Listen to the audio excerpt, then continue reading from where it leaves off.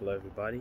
So this video is again just a very light discussion again on just the topics of where we're living, and we're living in what's called the solar system, the Milky Way galaxy. So it's a pretty large thing to imagine.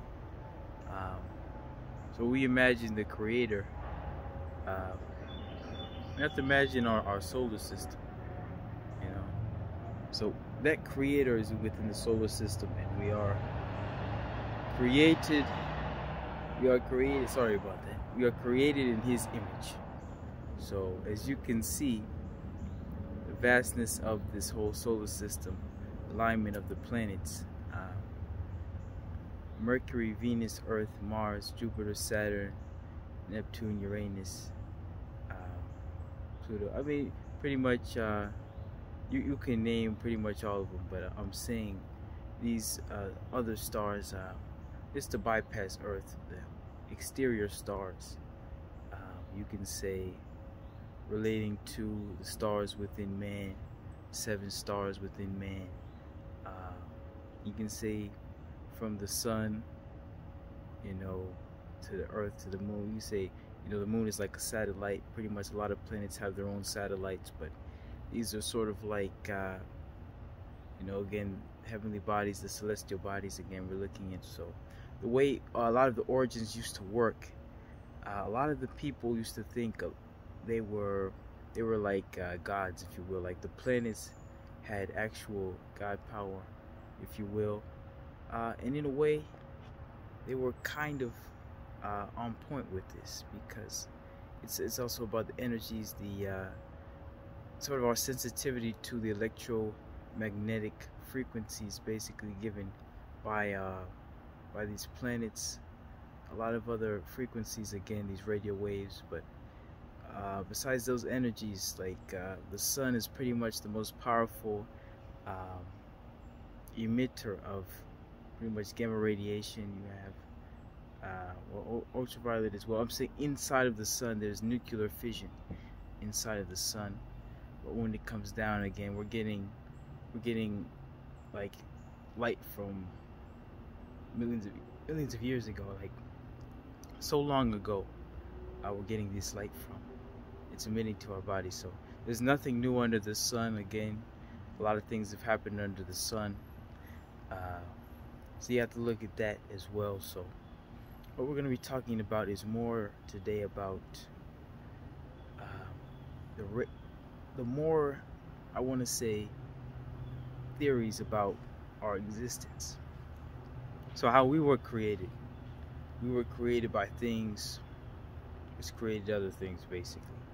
A creator had created planets, and the planets have things that were formed within those planets, which created you, basically.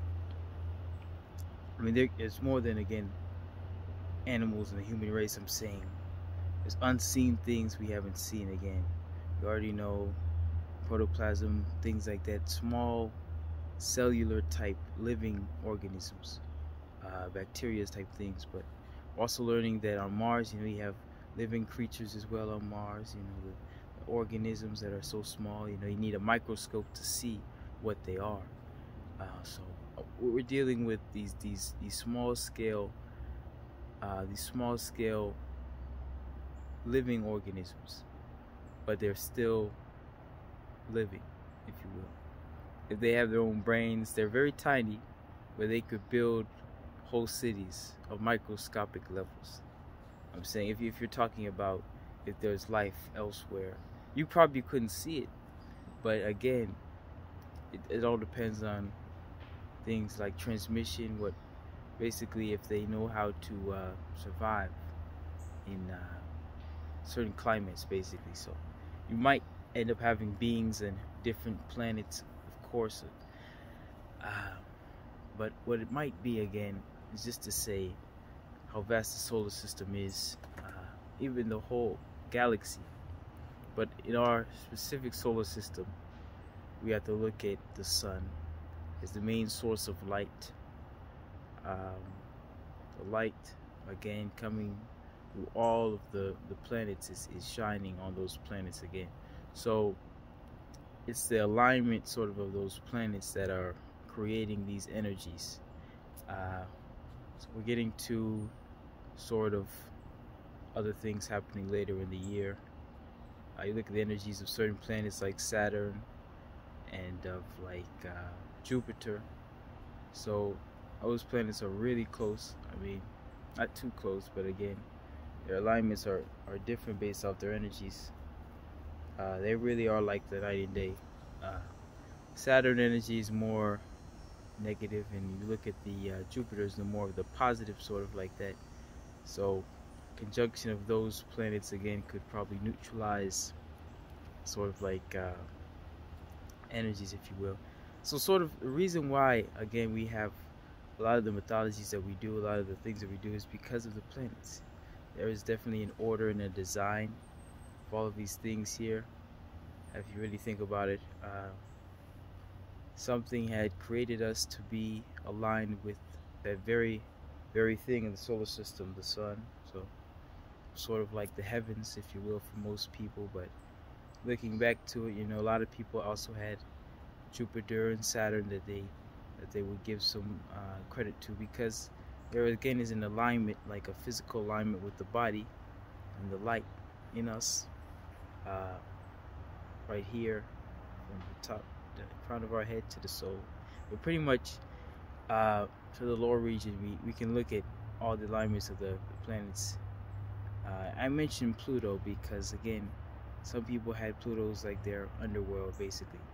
This is sort of connecting again to the spiritual topic, because it has to go back to it a little, because of the idea of your creation. You're created very similar to what created you again, in this, you know, whole realm again. But I was saying that alignment for the planets it was sort of a precursor to who you are again. It's to say, when we look at the constellations, and I have to go back to the 12 tribes. 12 tribes are the constellations. The constellations are the 12 tribes. You know, 12 apostles. I mean, there's the symbolisms, but this is sort of like a universal thing. So that's something to keep in mind. Overall, what I'm trying to say is, again, events happening later this year, eclipses. I mean, this was all sort of aligned with that. Pretty much a lot of other religions, a lot of other teachings, pretty much. So it's just ages and stations in time, because a lot of the people, they operated in ages. They were like, this was this age, this is the age of the fish, the age of the dog, age of the, you know, whatever. So these ages, or a lot of these things, are ending one cycle, starting a new cycle. That's what it's about. Mayan calendar, the Mayan calendar, you start at 21, but you end at 20. Again, it began at 21. So that was sort of the thing for the Mayans.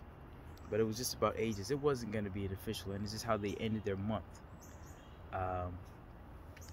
Again, a lot of these calendars is just based off of what they would predict. Again, a lot of the scribes, they wrote based off of these calendars, and you know what they thought they saw through the sun. People were channeling through planets, and sometimes beings were flying their ships down, and they were emitting a certain frequency from a certain planet to deliver a certain message, calling themselves angels. But the point of it all is, again, it's a very vast place. It's not just the earth, you know. You go outside, you're just understanding, being very aware about your surroundings, just knowing that you're in other cases, I guess people would call it Gaia, but the point about the planet, again, you know, most of the planets where you come from is basically your earth, your body. So the body of the creator is the solar system in some cases, but it's pretty much all the solar systems, all the galaxies. But at the head is the light of the sun. So that's just what most of the people knew. They knew that, again, this alignment of the planets was sort of like the battle that was going on for those energies. again, so a lot of people channel the energies. A lot of people had beings from these planets again coming down and transmitting energies. So that's just something to understand. That there are other beings, of course. When I reference the fallen angels, some people call them alien, but again, we're alien in a sense as well. So the point of it all is a sort of a universal topic of saying the creator had created pretty much everything within himself, but the idea was that that serpent again, which was called pretty much around him, is the awareness of himself. Again, that's the awareness of what's around him. It was really formed the laws and pretty much all of creation. But the idea was crushing the serpent's head is more about even looking past what you can see, what the knowledge is about. So its idea is pretty much everything you see today could be very well very different depending on the information you're given. So to the vastness of that, you look at around you, you're looking at the alignments again. Most of the people again are seeing it, the fight. You can see ancient Sumerian texts. There's probably more in there about the fallen angels than we'll get in Enoch, because again, Enoch was at the time he was actually seeing into the future. He was seeing at the time sort of that we're at, because again, it wasn't really about past events, it's about the present events. Some people got the information from Egypt, so it's sort of like the start of it. You have to look at these races again, Anunnaki, because they're pretty much in everything. Back in the day, Anunnaki were in pretty much everything. Marduk, Tiamat, basically those were deities of time and space. You look at Kronos, is basically meaning of time. So we're transitioning over to Rome, because a lot of the things that Rome got was from the Sumerians. Epic of Gilgamesh, you look at Noah, but these things are metaphysical meanings. Basically the flood of space-time basically expanding out, planets being spit out of singularities of space-time. It's beautiful, because I mean, you look at all these other things, it's sort of the symbolic meaning is from the beginning to the end, if you will. It means sort of a when sometimes they say gods, they really mean planets. They really mean planets and their energies from the planets and the beings that are inside of them, that they grew from the soil. So it's one of those things where those are the representations of pretty much everything we see again. But again, this is the non-religious type, but it's a branching over, because you're going to see some crossover, probably go more religious aspects in the next video. But again, you look at the Sumerians, because of the way that we were formed and how we were formed. It is sort of a level to say the distinction of our being. Again, you look at the Babylons and things like that. These were sort of the rises of people's races. They're why we exist, how we do, and how we have the things that we have. Because again, certain parts of our creation were, some were to be the slaves, and some people were made to be the fighters in a way.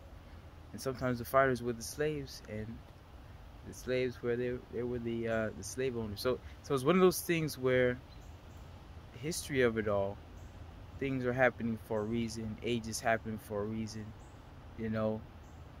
World doesn't have to be this way, but because of how some things had formed out of other things, it didn't really operate how it was supposed to. Sometimes it's one of those things where that's sort of like you're getting back to the source of it all. When you get back to the source, you start to understand, oh, this is why, because the energy was scattered this way, things happen this way. So again, you look at periods of time, are all because maybe a certain alignment. You might see a certain energy out there. Again, you have to look at it. So December 21st was this year is pretty much there. It's called the Great Conjunction, whatever, or something like that. So you had a Jupiter Saturn alignment type thing, a neutralization of those energies. Before that, week before that, you had a solar eclipse. So a lot of this stuff again is written in the stars, but you know it's a part of a plan, bigger alteration of our reality. But um, overall, again, the beings from other planets, you have to look at the ships. You know, they could match the stars. They could be very small, but the point is, it's not about the energy that they have. It's about the energy that you have inside, what you were created to do, how you were built. Um, the things that the builders had refused. Those types of things. Those are all the things that you can use to your advantage in those cases. So those energies are not going to affect you uh, unless you let them. But I don't think you will. So pretty much that's all I have for today. Just covering sort of the basics of how we are perceiving these planetary energies, again, constellational energies or whatever. So we're gonna get through this, but all right, talk to you soon. But I mean, just to get more in depth, we look at the Lion of Judah. That means from the tribe of Judah. You know, the scribes knew it. It really meant that it's a constellation Leo, and the Virgin again. This constellation. So the birth is again in September. For the Savior, Yeshua, is in September. So that's just a little caveat. But besides that, that's pretty much all I have for today.